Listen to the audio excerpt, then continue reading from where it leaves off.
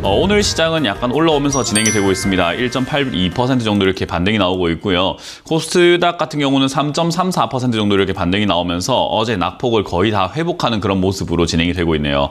그래도 어제 시가 대비라든지 흐름으로 본다면 계속해서 하락을 하고 있다라고 보여지는 단계인데요. 일단 이렇게 반등이 나오게 된 이유는 미국장이 반등이 나와버렸죠. 그래서 다우존스 지수가 반등이 나오면서 위쪽으로 올라오게 되었고 나스닥도 반등이 나왔습니다.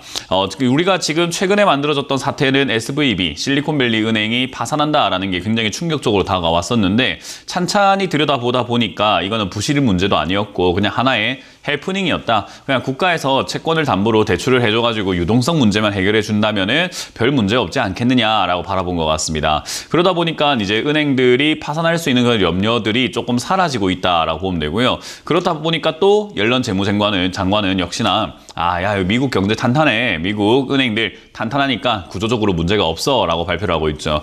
이제 그러다가 우리가 지금 시장이 이렇게 반등이 나오다 보니까요. 이제 금리를 어떻게 할 것인가 또다시 금리로 돌아가게 되었습니다. 연준이 금리를 올리냐 마느냐라고 말이죠. 그래서 어젯밤에는 이제 CPI 지수가 6.0%가 나오게 되면서 예상치에 부합했다라는 건데 여전히 6.0이면 높은 상태가 되다 보니까 아무래도 연준 입장에서는 금리를 안 올리기에는 조금 애매하고 그리고 너무 가파르게 올리기에는 역시나 미국 은행의 파산 그런 것들이 자기들에게도 연준에게로 화살이 막 돌아올 수 있기 때문에 야 이거 너무 가파르게 올리진 말고 그렇다고 아예 안 올려가지고 물가를 못 잡는 경우를 조금 이렇게 제외를 시켜놓고 난다면은 0.25가 적당하지 않을까라는 쪽으로 아마 규결이 될 것 같습니다. 그래서 0.5% 금리를 올릴 수 있다라는 그런 기대감들은 우려감들은 좀 사라졌다라고 보면 되고요. 0.25% 금리를 올리는 것으로 거의 확정적으로 갈 가능성이 높다고 보시면 되겠죠.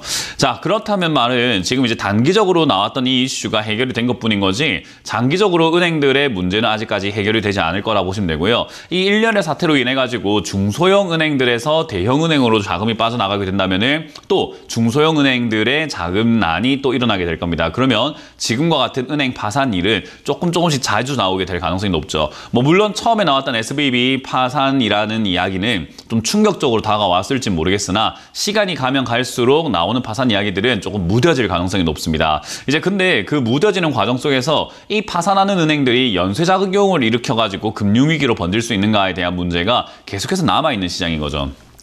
그렇다고 봤을 때 우리가 시장이 강하게 위쪽을 막 치고 올라가는 그림을 기대해 볼 수 있는가라고 하면요. 사실 지금 이제 우리 반도체 시장만 하더라도 삼성전자가 1분기, 2분기 적자 예상이 되고 있잖아요. 반도체 사업 부분에서. 그 말은 지금 삼성전자 말고도 다양한 코스피 상장사, 코스닥 상장사들이 전부 다 1, 2분기 때 실적이 아주 최저점을 찍을 걸로 예상을 하고 있어요. 그 말은 사실 최저점을 찍을 거기 때문에 안 좋겠구나라고도 볼 수 있겠지만 이제 그런 부분들 이후에는 상승이 나올 수 있다고 봐야 되겠죠. 왜냐하면 우리가 예를 들어가지고 1억이라는 돈을 벌고 있다가 5천만 원으로 영업이익이 반토막이 뚝 떨어졌을 때 다시 7천만 원까지 올라가게 된다면은 5천만 원 대비해가지고는 약 40%의 영업이익 증가가 나온다는 거죠. 물론 1억 벌 때보다는 좀 줄어들긴 했었어요. 그렇기 때문에 이제 그러한 기저효과로 인해가지고 상승 효과가 생길 가능성이 높다고 봅니다. 그래서 1, 2분기는 실적이 굉장히 저조할 것이고 3, 4분기가 좋다라고 했을 때요. 그런 것들이 선반영이 되고 들어올 가능성이 높아요. 그래서 단기적으로 지수가 반등이 나갈 거다라고 저는 예상을 하고 있고 그 반등세는 강하지 않을 거다라고 예상이 듭니다. 아주 강하게 2,800을 뚫고 3,000포인트, 3,200포인트까지 다시 이렇게 날아갈 수 있는 강한 상승이냐? 그건 아닐 것 같고요. 우리가 흔히 주식을 좀 하시는 분들은 조금 들어보셨을 겁니다. 데드캣 바운스라고 하는 말이 있어요. 떨어지고 있는 그런 주식 시장에서 반등이 나왔을 때 우리 죽은 고양이도 꿈틀거린다라는 그런 이야기, 끔찍한 이야기에서부터 나온 건데 사실 주식 시장도 떨어지다 보면 한 번은 꿈틀거리면서 올라온다라는 그런 이야기로 직결이 되는 거예요. 그래서 사실 지수가 이렇게 내려가다가 단기 반등이 있을 것이다라고 보여지는 거죠.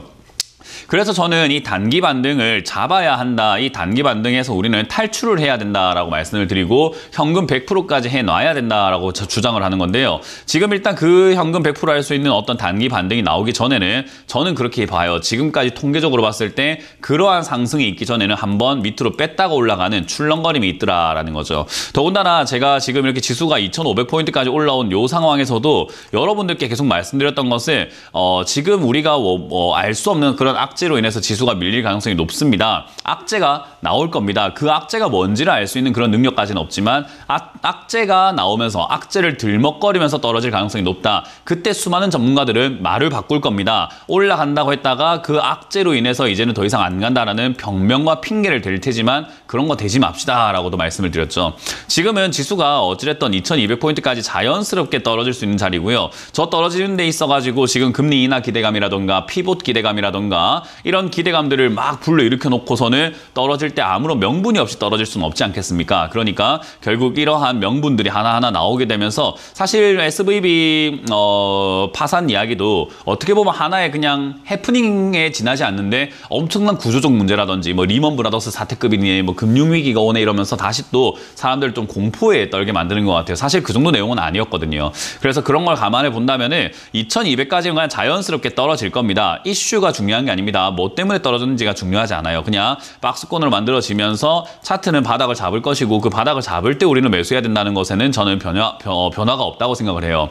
뭐 물론 어떤 이슈냐에 따라 가지고 2200이 바닥이 될지 그 이전에 바닥이 만들어질지 또는 그거보다 좀 더 깊게 내려가서 바닥이 만들어질지는 그때 돼서 조금 지켜보고 생각할 문제지만 지금은 어쨌든 내려오는 거 그냥 차분하게 지켜보면 되고 그 내려왔을 때 우리가 잡을 수 있는 종목들 제가 흔히 말했던 올라오지 않았던 기업들 그리고 올라갔던 기업들 중에서 실적도 좋고 괜찮은 기업인데 주가가 많이 빠져 있다면 그런 기업들을 관심 종목에 넣어놓을 필요가 있다. 그리고 제일 중요한 거는 새로운 종목을 사서 뭐 매매하는 것도 분명 좋을 수는 있지만요. 여러분들이 들고 있는 종목들을 어떻게 잘 해결하느냐에 따라 가지고 계좌가 복구가 될 수도 있고 아니면 새로운 종목으로 수익을 냈지만 그 수익금이 너무 작다 보니 내가 손실나고 있는 종목을 메꾸지 못할 정도로 뭔가 좀 안 좋은 상황이 될 수 있다는 거죠. 그래서 저는 새로운 종목을 사는 것도 나쁜 방법은 아니지만 여러분들이 들고 있는 종목들을 해결하기 위해서 현금을 들고 그런 종목들을 추가 매수하는 것이 훨씬 더 좋은 탈출 방법이 될 수 있다고 생각이 됩니다. 오히려 여러분들 들고 있는 종목들이 최근에 급등이 나와줬다면 매도를 하시면 되는 거였고 그게 아니라고 한다면은 바닥에 있는 종목들을 추가 매수를 해서 탈출을 노려보시는 게 어떨까 싶네요. 핸드폰으로 이런 문자나 전화를 받으셨나요? 카카오톡에서 이런 채널을 보셨나요? 주식 챔피언을 사칭하는 카카오톡 채팅방 채널에 이어 스팸 문자 전화도 발생하고 있습니다. 주식 챔피언 대표번호 1644-6646 이외의 번호로 연락드리지 않습니다. 유의해 주시길 바랍니다. 타 번호로 연락을 받으신 분들은 즉시 차단해 주시길 바라며 피해가 발생하지 않도록 각별히 주의 바랍니다.